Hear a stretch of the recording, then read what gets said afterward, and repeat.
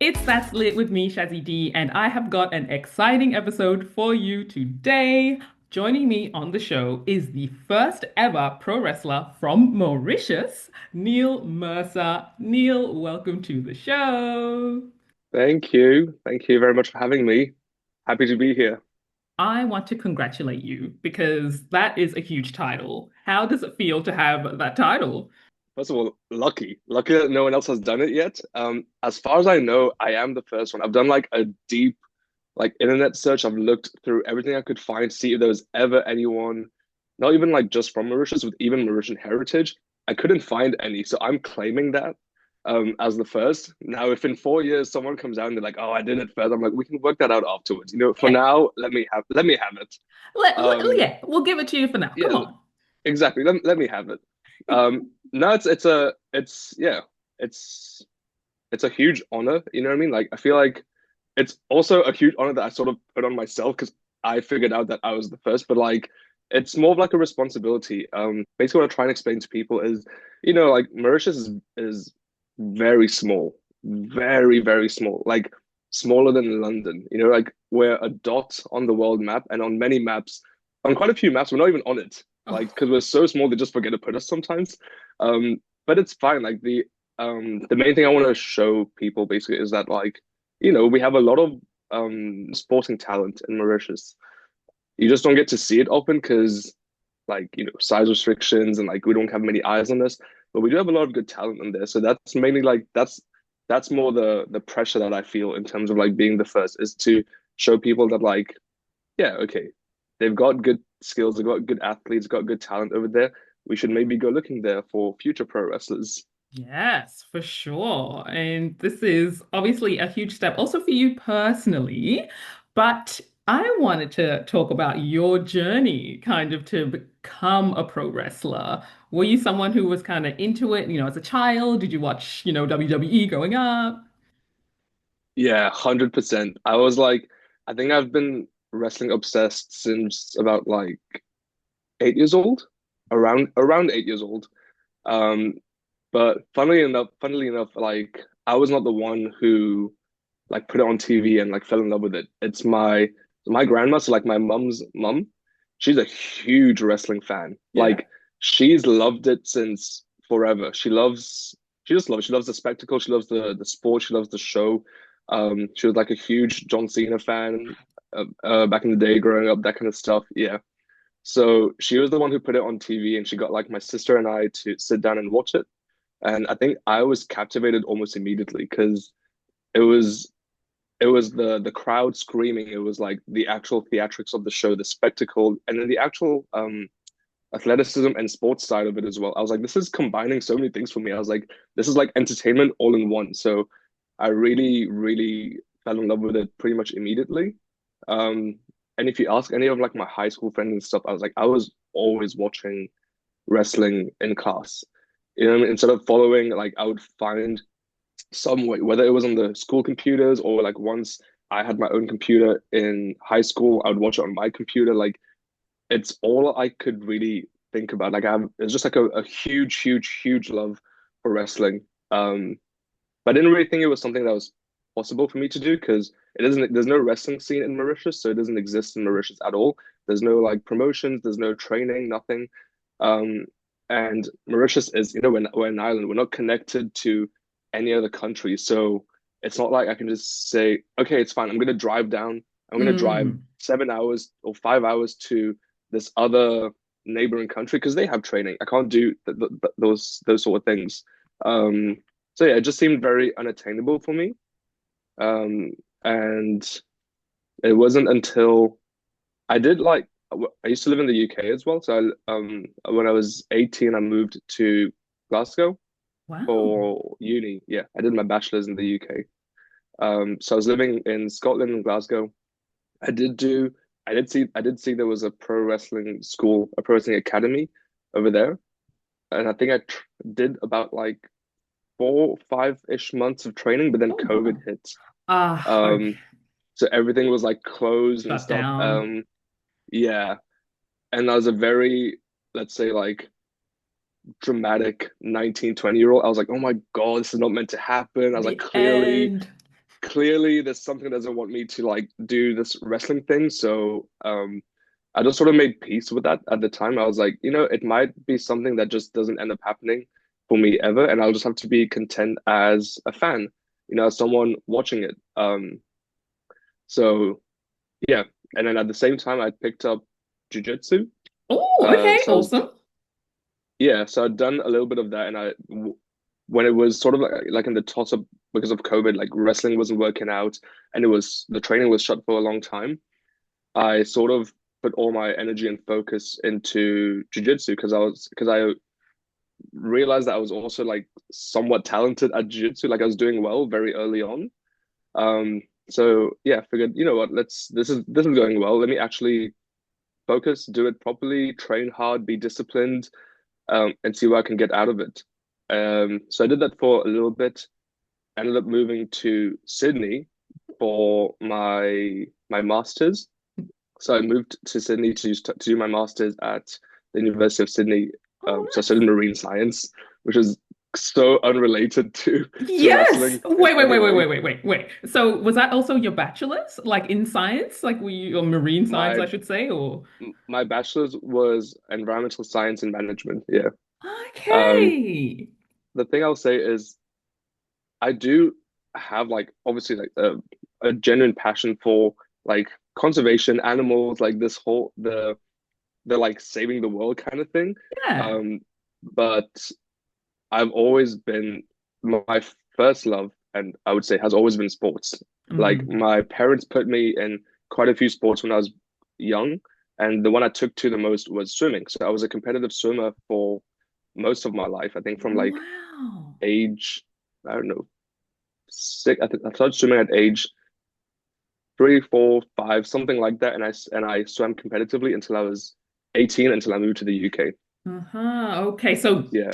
did you have dream like before, pro wrestling came along? Did you actually kind of think along the lines of maybe swimming was like the Yeah, swimming was the dream first. It was like the goal was obviously I honestly just wanted to make it to the Olympics or to like one of the international stages. The Olympics is what I wanted. yeah. Um I wasn't dead set on like I need to win like whatever because like I'm very I'm very realistic as a person. Okay. And though yes, everyone would love to win and I do have the aspirations to win, I also told myself, I was like, don't put too much emphasis on that because you need to remember that we don't have the same resources, the same training facilities that wealthier countries or bigger countries have. Mm. So you need sometimes you need to adjust your Expectations. goals based on your expectations. Basically, that's the right way to say it. And I think that's something I've carried in pretty much every sport that I've done. It was the same with wrestling. Like I knew deep down that it was something I wanted for myself. I wanted to do pro wrestling. But I think for a long time I was too embarrassed to like say it out loud and admit it because in my head it was like, like be realistic. You're from Mauritius, a small country that doesn't have wrestling. It's not going to happen for you. Um, yeah, so that was the sort of like pathway. So Journey. I swam and like wanted to keep swimming to maybe go to the Olympics, but obviously like because it's different in Mauritius, my parents trying to do the right thing and stuff, they were not too fond of the idea of like sports as a career because it's not really viable in Mauritius. At least at the time, it's a lot better now. Okay. It's getting it's getting a lot better. We have like better funding, better programs, which is absolutely great. You know what I mean? Yeah. Like I'm so happy for that. I'm happy that like the younger ones get to maybe have see this as a potential career path. Mm. Um, but like 8 years ago, Not that wasn't really. really the situation. And my parents did like their advice was based on their experience, basically what they saw growing up, what they knew. Um, so they were not too fond of the idea of both their kids, because even my sister was in sports. Um, yeah, both their kids wanting sports careers because Choosing. they were like, exactly. They were like, okay, yes, you go and represent the country, and then what? Like when you come back, Mm. there's not really any like structure or any sort of path for you after that, you're sort of like just floating a little bit until you figure out yourself. You have to sort it out yourself, basically, financially and whatever else, like Yeah. in any other ways. So that's understandable. Um, Any parent yeah, would be thinking that, like, okay, what's next? How can you actually take it yeah, further? So, exactly. Parents will always advise you the best they can based on yes. their knowledge. It's also their first time doing all this. You know what I mean? Like, I feel like growing up, you're always like, "Oh, parents know everything," and like if they advise you wrong, you like sort of really get really mad at them. And I'm like, it is also their first time going through this. You know what I mean? It's not like they've had a million kids before, and I'm like, Yeah. like number 100, and they know exactly what to do with me. I was number two, so I was like, it's fine, it's okay. You make peace with those things, and you get over it. Okay, so you're in Glasgow, then you move to Sydney. You're studying Yes, marine marine science science. in your Yeah, master's, but you still have this kind exactly. of idea It for wasn't really what's no. next? No. I was very much focused on jiu-jitsu. I was competing, I was training, and I was doing well as well. In jiu-jitsu in Australia. Um, so I thought I was very much content with that. I was still watching wrestling as a fan.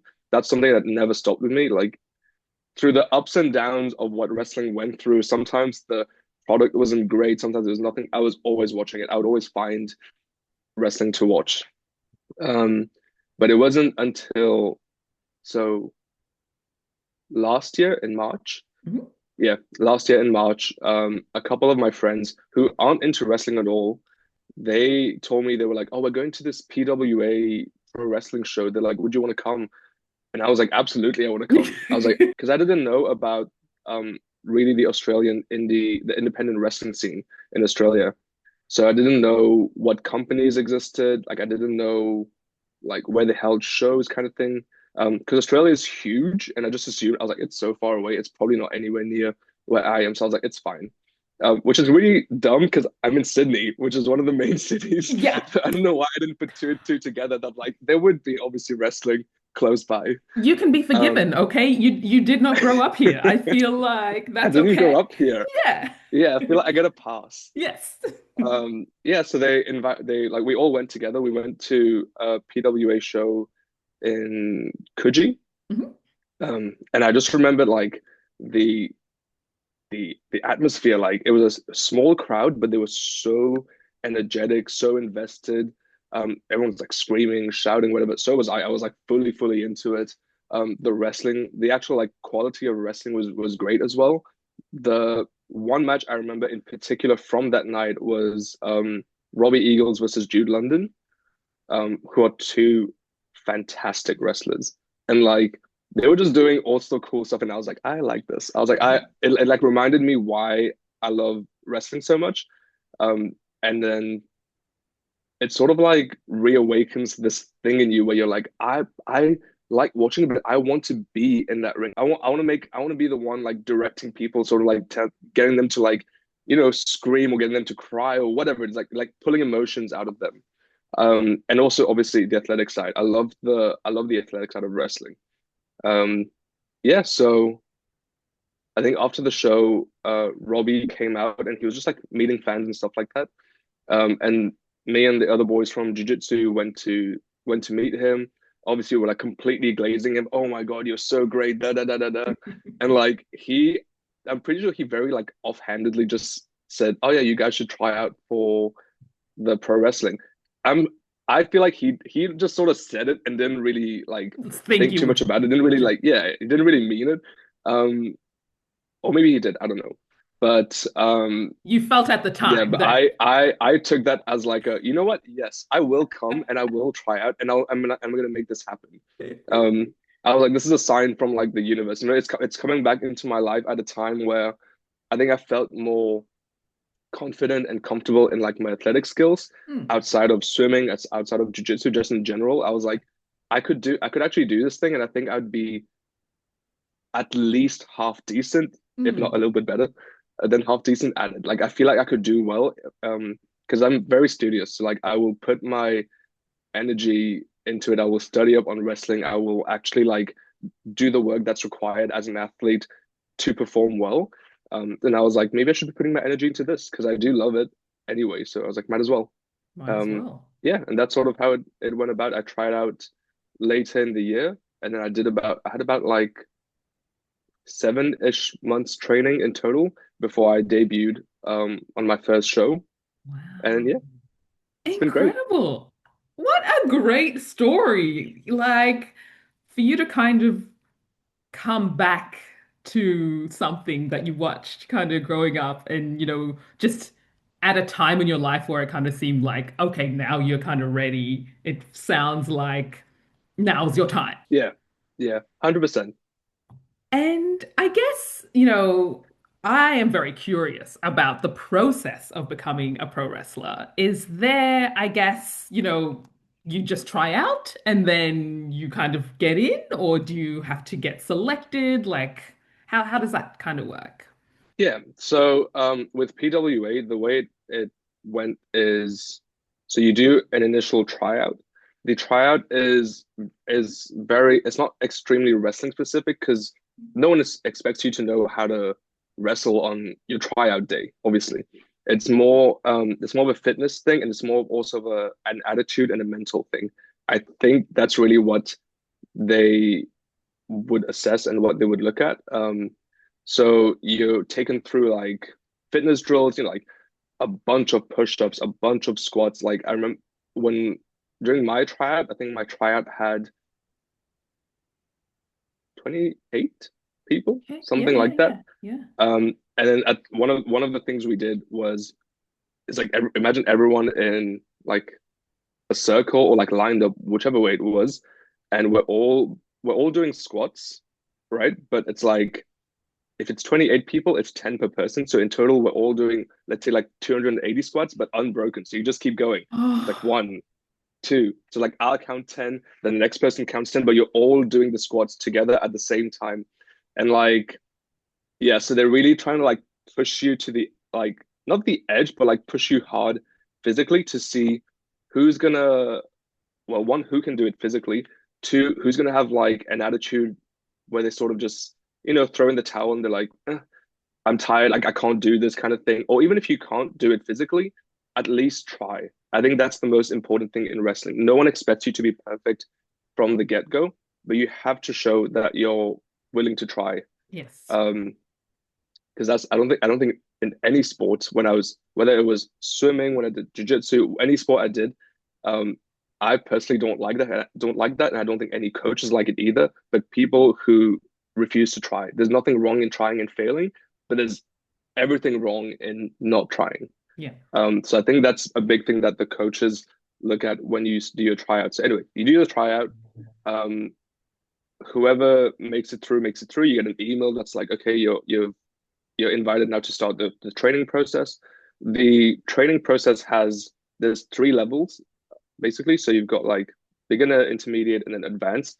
You start in beginner, you do about like however long I think the beginner course itself is 6 months Mm, or a little bit more, and then you get assessed, and then they decide if you've progressed enough to move up to intermediate. intermediate. If Yeah. you haven't, you still like you stay in the beginners course, and you have to do it for longer until you pick it up properly.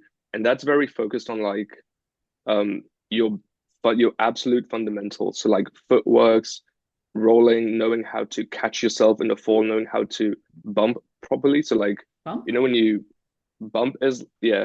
I'm sure you've seen wrestling like when Yes. they if someone gets like a punch or anything and they like sort of fall back and hit the Ah, mat, yes. you can't really just throw yourself in any which way because you there's a risk of landing on your neck. There's a risk of landing wrong and injuring yourself. So you're taught how to fall properly, Yes, essentially. yes. Like in gymnastics, Um, you need like in to. gymnastics, exactly. Mhm, You need to know how to catch your body. mhm. Those are the things you learn, and then you obviously move to intermediate. Same thing, you learn more advanced skills, and then you get tested again. If you pass, you pass into the advanced class. If you don't, you stay back and do more of intermediate.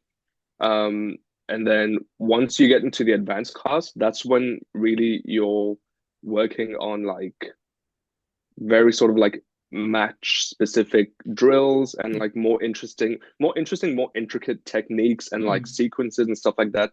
And in advance, I feel like they train you physically and in like the wrestling aspect of it, but you also do a lot of like you learn a lot about the psychology of wrestling because Ah, wrestling, I think, well, that's the way I describe it. Wrestling is an art. Wrestling is a bit like athletic theater, if you want to think of it that way. You're telling a story from start to end, but through moves, through actions, through like a fight kind of thing. Um, but obviously you can't just go in and like do whatever you want. I was like, because you need to know how and when to pull different emotions out of people. So that's the psychology of wrestling. That's something I would say I'm still learning because I'm still very new. But the coaches are incredible at like explaining it to you, at getting you to see different perspectives, at like even having like open discussions with you. Like it is not always a case of I tell you to do this and you do this. It's more like if this was a situation, what do you think kind of thing? You know, like it's ah. I really enjoy that part of it. It's very like cerebral. Yeah, Um yeah. This is very interesting to me because, look, as someone who I did grow up watching WWE like as a kid, and so I yeah, loved the spectacle because each person has a story, right? They kind of had a storyline, and so you also like follow it, and so you're right. It kind of gives you as the viewer that kind of emotion. You're like, oh, I really hope yeah, this happens, or I really want that to happen, or if they get something terrible yeah, happens to them, then exactly. you're like fully invested, and it like really helps to like keep you, continue watching. That's exactly it. Like they get you attached to characters almost, Mhm.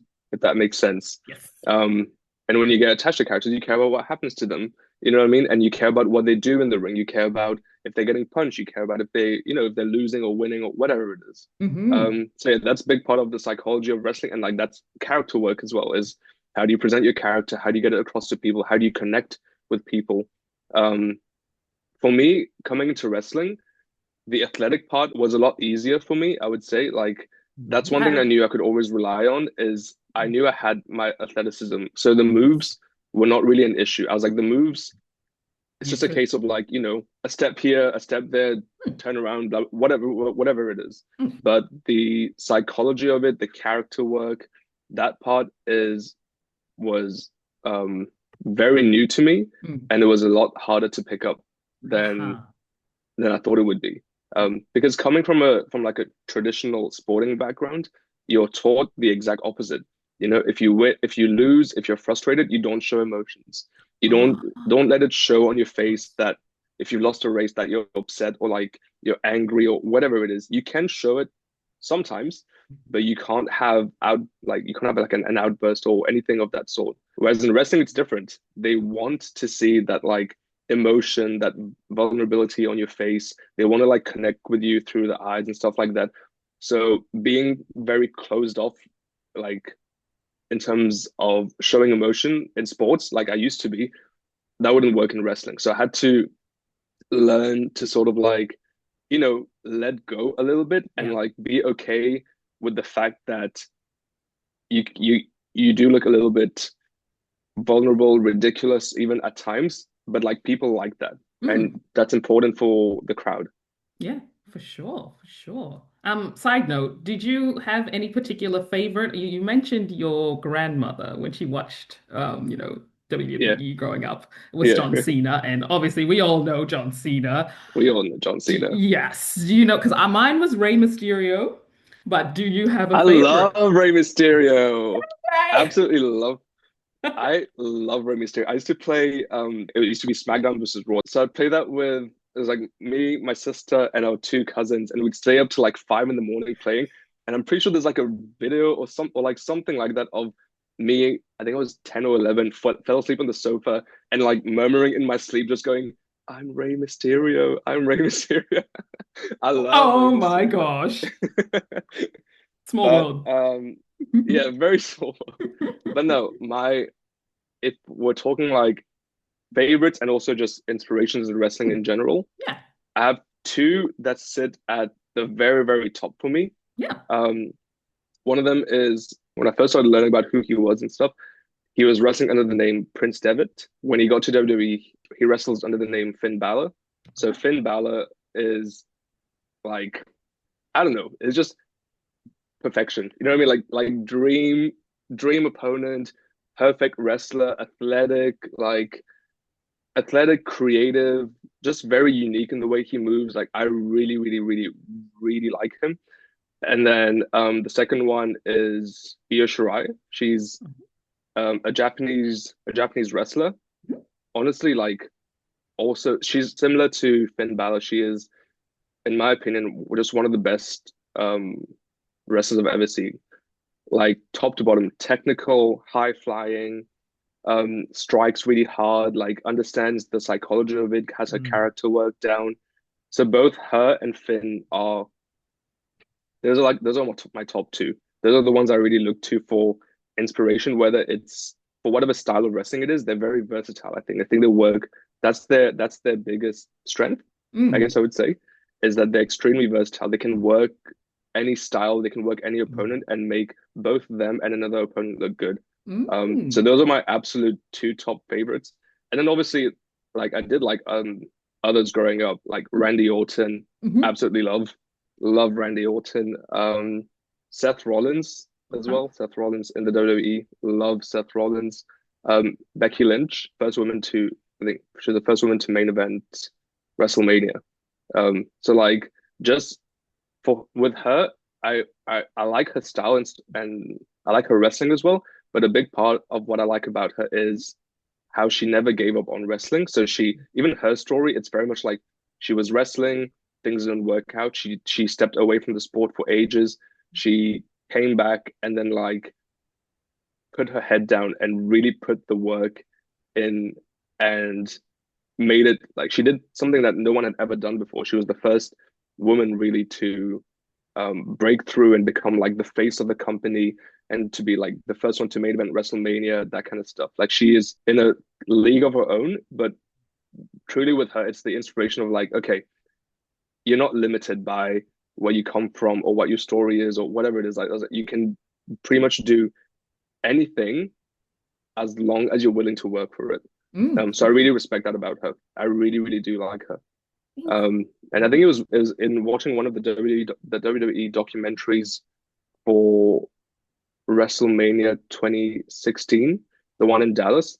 There's a moment where I think Becky has a match with Sasha and Charlotte, it's like a triple threat. And then she comes to the back, and the cameras are like obviously filming and stuff, and she's just in the corner, crying. And when they like go up to her, and they're like, oh, I think like, what are you feeling and stuff? And all she said was like she did something very simple. I think she was like, "This is all I ever wanted," kind of thing, and like that like just unlocked something in my brain at the time, and I was like, it made me feel I don't know, it just made me feel something very special that I was like, I need to do this. So she was a big That's part of like the reason why I was like, okay, I can do this if I really want to. Yeah, how lovely. I Yeah. also would like to find out more about, I guess, the story behind your name. You go by, and please correct me if I'm wrong, the engine, is that right? Yeah, the engine. Yeah. So the engine's my nickname, yeah. So it's like my wrestling moniker. Mhm. Um I think like I said earlier, like I was struggling with the character part of wrestling. Um and I was speaking to a friend yesterday and we were talking about characters and stuff like that. And I was telling him, I was like, do you remember like how much I used to struggle with like trying to find a character? Because what he tried to explain to me, he was like, a lot of people in wrestling look externally for a character. It's something you can build and like it's a character you can step into and become that, right? And I was like, yeah, but I was struggling a lot with that. And he told me he's like with you, it seems more like you're like the other group where you look sort of like internally, where your character is a big part, like you are a big part of your character. And then there's obviously more added to it, but like the base of it is me. Yeah. So the engine in that sense means it's not like an engine as in like I'm a car and I go vroom vroom kind of thing. You know what I mean? Like I'm not an engine in that sense. It's more so in sports. For example, so like I said, my sister plays basketball for the national team in Mauritius. So she was Oh, the one who I was talking awesome. to, and I was like, I know, right? Good, yeah, great for her.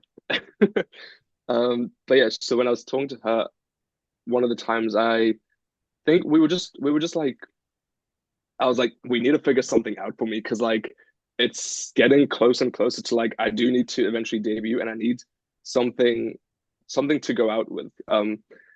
And I remember I forgot exactly how the engine part came about, but when me and her were discussing it, she was telling me about how in sports the or in basketball or in football, whatever sport it is, the sort of athlete or the player who's always like running around the court or the field, like sort of helping pace the game, control the game.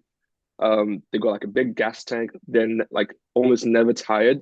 You do refer to that player as an engine. You know, they're like, oh, that person's an engine. Like they just keep going, keep going, keep going. And I was like, that resonates more with me than like any sort of like external character. Because I was like, that already feels like me. Because I am like that in sport. I'm like I'm pretty relentless. Whether even in jiu-jitsu, you can the with the people I used to train with and compete with, like they would tell you that I I don't really know how to be chill. Like I can either go 0 to like 5% or 100. I don't know what the in between is. Yeah. And I will keep going all the time. So that's the sort of it's the same similar sort of concept with wrestling is where I'm an engine, but more in like an athlete sense. Because I'm at the end of the day, like my background and my story is an athlete. Um, and one of the other wrestlers from the academy had told me that when I was struggling with character, he told me he was like, "You're an athlete. Just be an athlete." Which was great advice, but I was also like, I can't just go out and like just stand and be like, "Oh, look, this is me," and like people need a bit more Yes. like something to grab onto, something a bit simpler to understand. Yeah. And the engine made sense for me in that way. So it's the engine, one in a sense that like in an athletic sense. So I will like I'm tireless, relentless, keep going, but also in a sort of like technical sense. So an engine is it's something that's engineered, right? So an engine is fast, but it's also powerful. It's got like you know what I mean? Like those Formula One engines are like engineered to perfection for the car to be able Perfection. to do whatever it is. Essentially, like a metaphor for an It engine is it itself. is a metaphor, yeah, exactly. It's not Exactly. literal, exactly. No. It's not literal. I'm not like an actual engine. I do use the aesthetics of it, Yeah. clearly. I'm using like Hey. race aesthetics to get the point across Yes. because I feel like with wrestling there is like obviously an image side, like what does Yes. your character look like, the presentation side. But if we're talking purely in terms of the nickname, no, Mm. it's more of like I'm an engine as an athlete, and I'm Yes. also an engine in the sense that like I work hard on my athleticism, so I know that I can deliver. If I Yes. need to jump to the top rope, I know I can do that. If I need to do this other crazy thing, I know I can do that. I've engineered myself to be able to do that. I work hard on it. Incredible. And so, coming up soon, on Friday, the 28th of August, right here in Sydney, you are making your Pro Wrestling Australia debut. It's called The Climb, the event Yeah. at Liberty Hall. Look, what can we expect to see on the night? Yes, that's my PWA Black Label debut. Getting on Black Label is a pretty big deal. Black Label is like it's sort of like like a very premium top of the chain kind of show in Australia. So to be even to be given this opportunity, I'm extremely grateful. You know what I mean? I'm being offered like a huge opportunity. I'm being put in a very like desirable position. So it's on me to deliver now. Like you've given me the opportunity. The one thing I can promise is that like I'll put in the work to deliver and like to put on a good match for the fans. You can expect me giving my all. You can expect me going out there and really putting it all on the line to win That's because I right. really want to win. I want to do well. I want to show people what an athlete from Mauritius looks like, what an athlete from Mauritius can do. Really prove to you guys or like show you guys what it means when I call myself the engine. I am very excited to make my debut. I am Yes. obviously like nervous, but Hmm. I know I know that the second my music hits, it also just melts away and I get really like laser focused. So Yes. In the yeah, I'm zone. trying not to focus too much on like yeah, exactly. I'm trying not to focus too much on how big the moment is. I'm like, what am I there to do? I'm there to wrestle a match, and the wrestling part is something I know I can deliver on. So I'm like, don't go out like thinking too far. Don't be worrying too much or overthinking rather is what I was trying to say. I have one final question that I would like to Yeah, ask absolutely. you is what is your ultimate goal with pro wrestling? Do you have like a big vision with it? When I was younger, I would have told you that the goal for me was to wrestle in it was always either WWE or New Japan. Mhm. I think like genuinely Japanese wrestling is I don't know, it's just incredible. Like the it's everything from the way they treat the sport with so much respect, but also the crowd in Japan when you watch like New Japan matches or any other Japanese promotion, the crowd is extremely respectful. The crowd is so respectful. Like Mm, they watch wrestling with an appreciation for mm, the art of wrestling, the art of the mm, storytelling. So I always thought it'd be like even if I get like one opportunity to wrestle in Japan, that would be great. But that's when I was younger. Now I think things have changed so much in like the last 10 years with wrestling. With wrestling, there's other companies, there's opportunities like all over the world in different countries, different things. So my goal with wrestling is honestly, I would love to have a career in wrestling. I don't want to try and predict what that's going to look like, mm, mm. or nor do I want to say that like this has to be my end goal. Otherwise, I haven't made it in wrestling. As long as I can have a career in wrestling that I can keep doing this and do it for a living, I really don't mind what that looks like. You know what I mean? I have such a huge love and like passion for wrestling that it doesn't really matter where I end up. As long as I get to wrestle, I think I would be happy. So whether that's Mexico, like there's AAA, CMLL, other Mexican companies, there's WWE, AW, New Japan, But anything. Honestly, like TNA. I love TNA. But yeah, anyone who's willing to have me, I will be there. Like if you're willing to give me the opportunity to wrestle for a living, I will be there and I will be putting in the work day in, day out. Because like I know if I move back to Mauritius, there's no wrestling there. mm. You know what I mean? So I know it limits what I can do in that sense. Um, so yeah, I'm like anyone who's willing to have me, anyone who's willing to give me an opportunity to like wrestle, even with like PWA, they've given me a huge opportunity. So I'm super, super grateful. Wrestling is the absolute dream. So whatever the career looks like, I'll be happy with as long as wrestling's in it. Incredible. And I'm just a big believer of speaking things into existence. So if we see you, I don't know how many years from now, and it's like, wow, you actually managed to get into, any number of those Yeah. wrestling bodies, then hey, amazing. How can people find out more about the upcoming match you have? Okay, so couple options. Obviously, everything's on social media now. If you Hmm. go to the PWA Instagram page or if you go to the PWA website, and to the events section, you can find tickets through there. Otherwise, we do also if you don't manage to get tickets or if you can't make it or if you're not in the area but you still want to watch the show, very important, PWA is streamed live on YouTube and it's free. So Amazing. I know, right? You don't get that often, like for free, streamed live on YouTube for like such a premium product. Um, so yeah, you can watch the climb live on YouTube.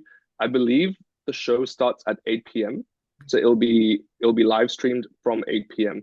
And even if you don't get to watch the show live, we do put up the shows for free afterwards on YouTube as well. So you'll get to see it afterwards. But do try and watch it live. You know what I mean? It's better that way. Thank you so, so much, Neil. It's been such a pleasure talking to you. Congratulations again on this huge accolade and all the best for your upcoming match. Thank you very much. It's been great talking to you as well. You're so lovely. I'd be Oh. down to do it again. And thank you for tuning in to another episode of That's Lit. If you enjoyed the episode, make sure you give it a like, subscribe to my channel, and drop me a comment. Do you watch pro wrestling, whether in Australia, with Japan, WWE, and the USA? Let me know, and I'll catch you again in the next episode.